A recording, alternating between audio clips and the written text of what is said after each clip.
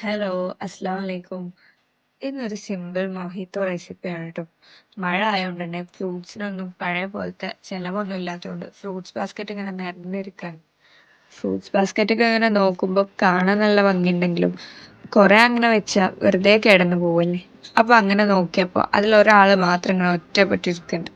ആളെടുത്ത് centre cut ചെയ്തു.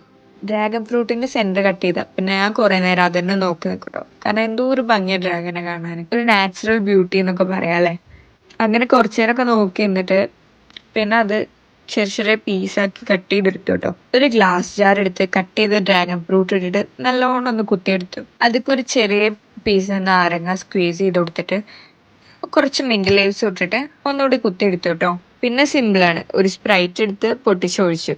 ഈ സ്പ്രൈറ്റിന്റെ പകരം ക്ലബ് സോഡ ഒഴിച്ചിട്ട് സ്വീറ്റ്നെസ്സിന് വേണ്ടിയിട്ട് ഹണിയൊക്കെ യൂസ് ചെയ്യാം കേട്ടോ.